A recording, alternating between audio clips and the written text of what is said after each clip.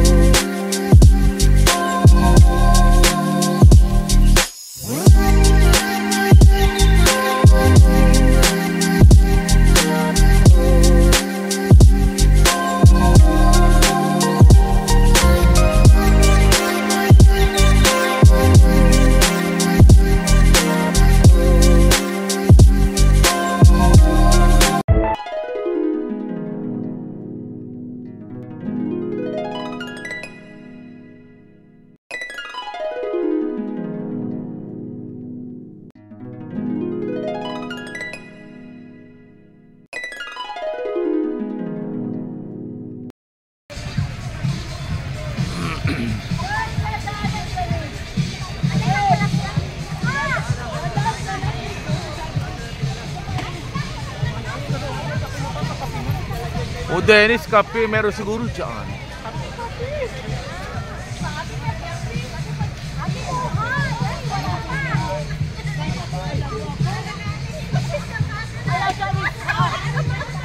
Alas 6 pala, kapulalo na ay nag-chat naman namin.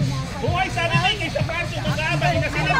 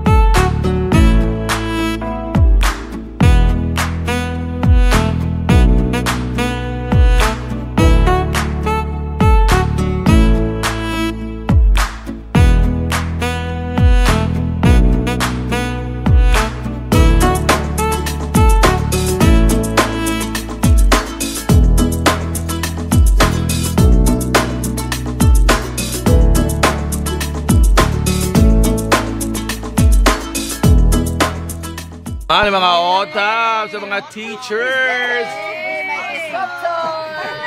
Kasunod natin kung nakalagay isang kilong pakot saka isang itik na langis. Yes. Yoy, masarap ang maning yan. Masarap ang maning. Well, Mylene Portugal Garcia. Ano ba? Sabi ko sa mga kanya, isang kilong pakot naman ang Pangkuyod. Well, mga teachers, kayo kumain muna. payat na langis. Thank you, but 7 Ma'am, 1980 naman. 1990. Thank you very much. Tapos kayo kumain na ng aming handa, Miss V. Thank you. Pansamantala yan. Anong size ng ganiri mo? Ha? Gusto ko ako ang kasuot nito. May hindi sa akin. Buko si Ma'am ay. Napagpilitan yung... Gusto ko ang kulay. Maganda ang kulay talaga. Sa akin lamang kasya yan, akin na. Kasya talaga sa akin. Mami kasya. Sabihin mo doon kay Kwan. Ay, okay lang. Kapag ako mag-reduce na lang para magtaga. Talaga pinilit, ano? Maganda ang kulay eh. Yeah, I like the color. Why? Madam Vivian, alam mo na ha? Pag nagpa-reunion yung kanina. Well, no problema. No problema si V. Sino pa kaya? May mga doktora kayo.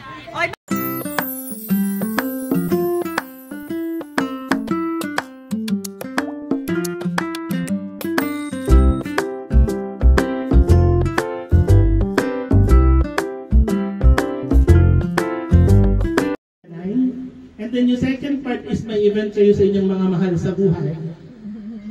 Dahil Valentine's Day. And busy rin ang mga venues nun dahil more on occupied yan ng mga concert kasi mahirap magpabook dyan. Sa Manila Hotel actually is 1 year ahead dapat nagpapabook ka na para na makakuha ng space. Okay. Next, ito na yung expenses. Ito na yung visibility study. Ito na yung visibility study, ma'am. Noong una, tinarget lang namin siya ng mas konti. Pero nung nag-ano kami is parang kukunti lang yung ito pwede. So nag-target kami ng minimum na 600.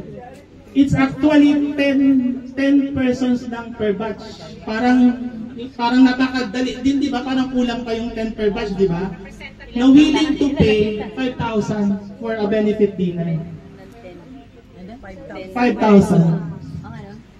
Ang registration per person 5,000 For the... benefit dinner. Actually ma'am, each person 5,000 per person? Yes. O, dalawa kami ni Andy. Count us. and ang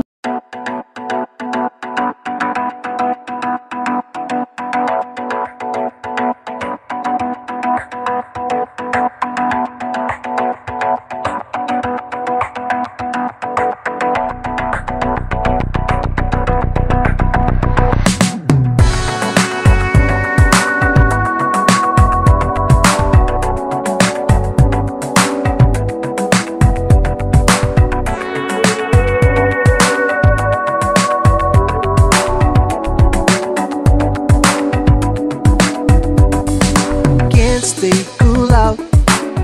Why my worst enemy waits for me? Yeah, yeah.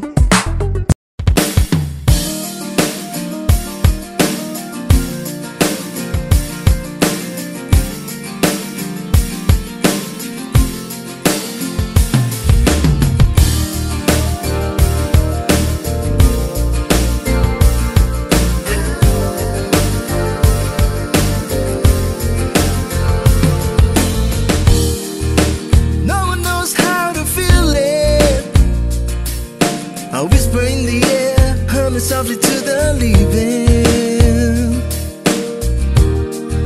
I see a flame inside me, shining on the speeds of mine. My soul was beating.